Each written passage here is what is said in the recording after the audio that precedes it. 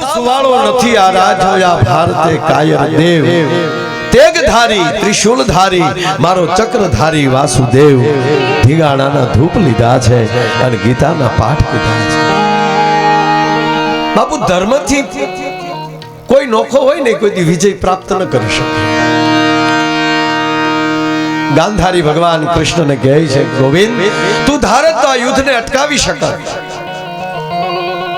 અને તું જાણી જોઈને પાંડવ પક્ષમાં રહ્યો છો અને તેથી ગાંધારીને કૃષ્ણ જવાબ આપે છે કે તમે સમજવામાં હજી મને ભૂલ કરો છો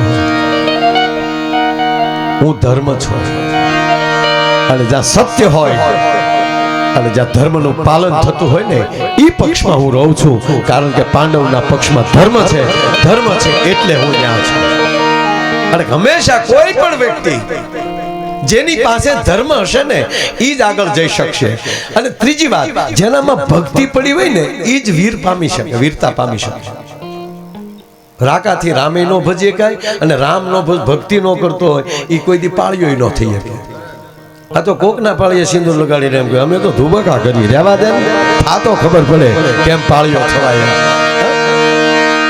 કવિદાસ લખે છે ને કે કયક શિખરો સર કરી તમે કીર્તિ સ્તંભ ખોડી શકો કયક શિખરો સર કરી તમે કીર્તિ સ્તંભ ખોડી શકો પણ ગામને પાછળ પાળ્યો તમે એમ ન ખોડી શકો એમાં તો પોતાને જ મરવું પડે કોકના બાપા મરી જાય ને આપણા બાપાને બેહાડી દે એમ ન હાલે અને મને બાપુજી સમજાતું નથી બધું મારું આપણે જ કરવાનું બોલો જન્મ આપણે લેવાનો મોટું આપણે થવાનું ભણવા આપણે જવાનું ભણવા આપણે જવાનું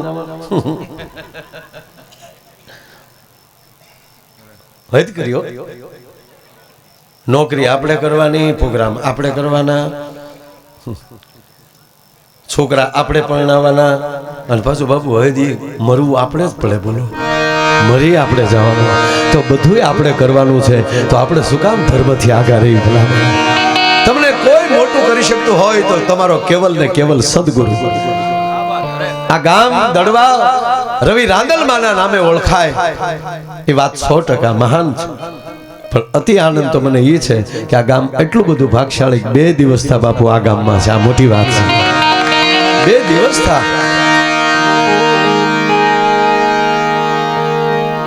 નહીતર એક જણો ધીંગાણે જતો હતો ત્યાંથી ઘાયઘા પાછો આવ્યો ઓકે કીધું કેમ પાછો કે ત્યાં તો હાસુ બાંધે ત્યાં હું તું ફિલ્મનું શૂટિંગ જોવા ગયો છો ત્યાં ફિલ્મનું શૂટિંગની વાત આવે એટલે બાપુ કહું હું નાનો હતો ને હું હતો હાશે નાનો હજી સૌ તો એ છે બાપુ ભણવા જતો બોલો હું ખૂબ ભણ્યો ખૂબ એટલે હજ ભાઈ ભણવામાં તો મેં સોચરા કાઢી નાખ્યા નથી લાગતું બાપુ ભણ્યો જ હોઉં સાહેબ કાંઈ એટલું બધું થોડું બોલી શકું અને અમેરિકા ગયો તો બાપુ અંગ્રેજી સિવાય મેં ખા નથી કર્યું હમણાં 20 દી અહીંયા રહીને આવ્યો ને બધું અહીંયા આવ્યો તો ઉડ લાગે બધું પણ સાથી ઠોકીને કહું સાહેબ બાપુ આપ જેવા સંતોના મારા સદગુરુની કૃપાથી 30-35 દેશમાં ફર્યો છું ભલે એની ચોખાઈને મારા પ્રણામ એની શિસ્તને મારા પ્રણામ પણ મારા દેશ જેવી સંસ્કૃતિ તમને વિશ્વમાં ન જોવા મળે અહીંયા 2 વ્યક્તિ એવી દેખાય છે બાપુ અહીંયા આવી ત્યારે એક આ ભારત વર્ષની માં અને એક ભારત વર્ષનો સંત આવું બીજે ક્યાંય જોવા ન મળે આવું ક્યાંય તમે આખા પૃથ્વીના ગોળા ઉપર આટો માર લ્યો આ દેશના સાધુ જેવું કોઈ ન મળે અને આ દેશની માં જેવું ચિત્ર ક્યાંય જોવા ન મળે ન્યાય માં છે જ ન્યાય સંતો છે જ કે એના હશે જ ને આ સેન્ટ ફિલ નામનો એનો સંત હતો એના ઉપર આખું ગામનું નામ છે હું ત્યાં ગયો હતો પણ ત્યાં કઈ હતું નહીં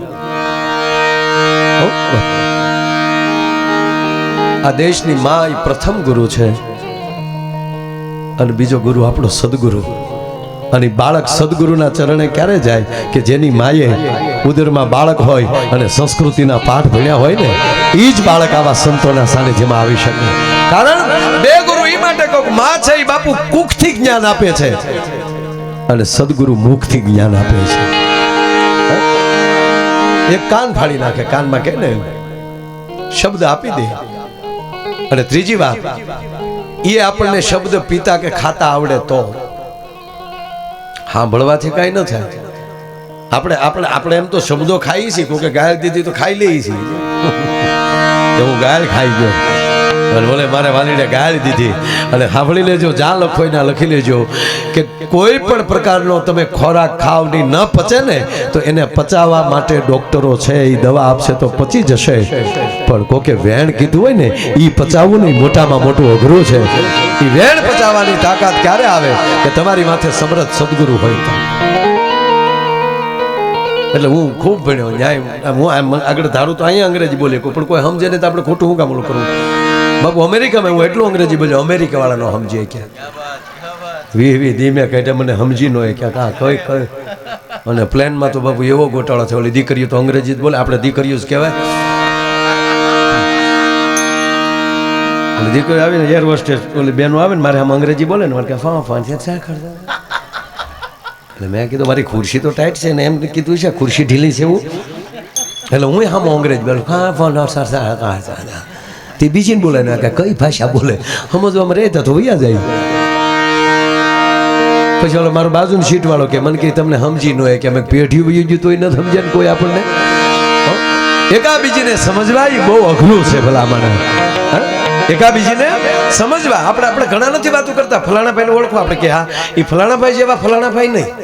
એટલે બધા હરખ્યા નો જ હોય. એના બાપા નોખા, નાયત નોખી, તારે હરખ્યા કરવા તો કઈ હાલ્યું નોખી. અને ઈશ્વર કેવો દયાળો છે તમે જો. આ કોરોના મોકલ્યો એને, આ કોરોના એને જ મોકલ્યો કહેવાય ને. હાવ હજડ થઈ ગયું. એમાં જે પેલું લોકડાઉન આવ્યું હાવ હોની ઘીરે બહાર કોઈ નહીં, કૂતર્યા સિવાય કોઈ નહીં. મને તમે કહો લોકડાઉન ખુલ્યા પછી કોઈને કૂતર્યું કરડ્યું એ ભૂલી ગયા કે માણસ નામની કોઈ જાત સમાજમાં છે. કારણ કે કોઈને ભાડ્યા જ નહીં. એટલે 2 મહિના ન કરડે એટલે ટેવ વહી જાય. એક માણા ન ભૂલ્યો પાછો લોકડાઉન ખુલ્યું તો એનોય થઈ ગયો મારો વાલીનો હાવ. કૂતરા બાપુ કરતા ભૂલી ગયા હતા. અને મને આપણે તો જે ગામડામાં આપણા સૌરાષ્ટ્રમાં અથવા તો ગુજરાતમાં માતાજીની દયા કોઈ તકલીફ નથી પડી સાહેબ. કારણ કે આપણા મોટા ઘર લોકડાઉનમાં હું ફળિયા મોટા હતા આપણે, કાંઈ નહીં તો વાડિયા આટો મારી આવતા હતા. ભાગ્યા રે વાતો કરી આવી ઘડી કોઈને આપણે તકલીફ. પણ મને વિચાર એ આવતો કે આ 10x10ની રૂમમાં જે રહ્યા છે શહેરમાં, 10x10ની ઓરડીમાં, એમાં હું તો હુતી 2 ને 4 એના બસા એ ગખોલમાં રહ્યા કેમ છે? મને તો એ થાય આખો મહિના આમ જ કરી છે ને.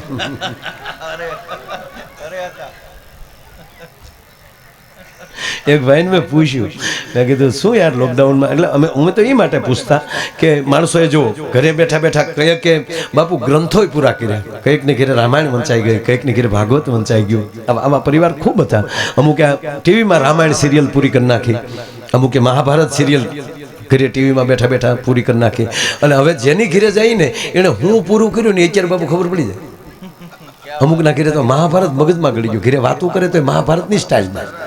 એના દીકરાને કે બેટા વત્સ તારા પિતા એટલે આર્યપુત્ર ક્યાં છે? તમારી છોકરો કે એ માતેશ્રી આર્યપુત્ર એટલે કે મારા પિતા બાથરૂમમાં હલવાણા છે. અમુકે જે ઉપાડા લીધા છે હાવ. અમુકે તો ફિલ્મે એટલા જોયો. હવે તો આ બધું ખુલ્યું, સ્કૂલો ચાલુ થઈ ને બાપુ તો 12મા ધોરણનો વિદ્યાર્થી ભણવા નહોતો જતો. કારણ કે 2 વર્ષની ટેવ પડી ગયેલી. નિશાળ ક્યાં છે એ ખબર નથી. એક બાપ દીકરો બે સ્કૂલ પાસેલી નીકળ્યા ને ત્યાં છોકરો બોલ્યો, પિતાજી ગાડી જરા ઊભી રાખો, આ બિલ્ડિંગ જોવું છે. કેમ? મને મારો આગલો જન્મ યાદ આવતો એવું લાગે. અમે જોયેલું. એના બાપે 2 તારી માં નિહાળ છે તારી યા જન્મની ક્યાં કર નિશાળું ભૂલી ગયા છો? 12મા ધોરણનો છોકરો સ્કૂલે નહોતો જતો એટલે એના બાપાએ 2 વાડીમાં નાખ્યા. ઉપર તો અમુક તો એવા છે ને ઉપરલી મારવા જ આવ્યા, ઘા કરવા. બસમાં જાય તો કંડક્ટર અરે બાંધતો હોય, એટલી બધી ટિકિટ થોડી હોય. ઓલો કે તારા બાપ સરકાર નક્કી કરે, અમારા બાપનું થોડું હાલે. આમ ન હાલે, લૂંટવા ઉભા થયા છો.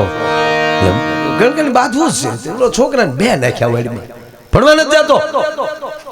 શું ધારી શું કે મોટો બનીને શું બનવા માંગેશ તું? તો છોકરો કે પિતાજી મારો નહીં, હું મોટો બનીને મોટો થઈશ ને એટલે મારી ઘરની બસું લઈશ, ટ્રાવેલ એજન્સી ખોલીશ, પછી મોટો માણસ બનીશ, પછી મારા લગ્ન કરીશ, પછી મારી પત્નીને ભણાવીશ અને મારી પત્નીને કલેક્ટર બનાવી. તા તો એના બાપે શાર નાખ્યા. મારા દીકરા પાછો અમિતાભનું સૂર્યવંશી જોઈ આવ્યો.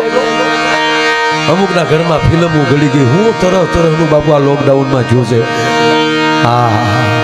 અમુક હાવ બેઠા બેઠા ડાઉન જ થયા છે, ડાઉન લોડ. એટલે મેં એટલે આવું સરસ ચાલતું હતું બધા અમુક ઘરે સારું. એટલે બાપુ ઘણા સારા પુસ્તકો વાંચતા, એ લોકોના ફોન આવતા કે માયાભાઈ મેં કાલે આ પુસ્તક વાંચ્યું, બહુ સરસ વાત મળી, આવું કરીને સારા માણસો ખૂબ સારું વાત કરી. એટલે હું પછી અમુક આપણને ગમતા હોય માણસને ફોન કરીએ, શું કરો છો મિત્ર? વાતે હશે ને કે ભલભલાના પાણી ઉતરી ગયો, જે મુશે તાદી નાટા મારતા હતા, ચંદ્ર ઉપર જવાની વાતો કરતા ને હેરીમાં નહોતા નીકળી શકતા. હું કે આમ બહાર નીકળે તો બોલ થતા. એક ભાઈ મેં ફોન કર્યો, બહાર નીકળો કે નહીં? મને કે માયાભાઈ બહાર નીકળે તો મોર બોલે એની કરતા ઘરની કોયલને ન સાંભળવી. લે એવા હોજા થઈ ગયા અમુક. હાઓ એટલે ટૂંકમાં મેં એક ભાઈને ફોન કર્યો, મેં કીધું શું મિત્ર વડીલ શું કરો છો વડીલ? મને કે માયાભાઈ ખૂબ મજા આવે છે ફેમિલી સાથે રહેવાની. અને એ મોટો માણસ હતો, ઘરે તો અમુક કોક જ રહેતા હતા, home to office, office to side, અને અમુક તો 5-5 દેશમાં કામ ધંધા હાલતા હોય એવાય માણસો હતા ને. રાતે 11-12 વાગે ઘરે આવે ત્યારે આખું ઘર હોઈ ગયું હોય, પપ્પાના ફોટામાં જ જોવાના.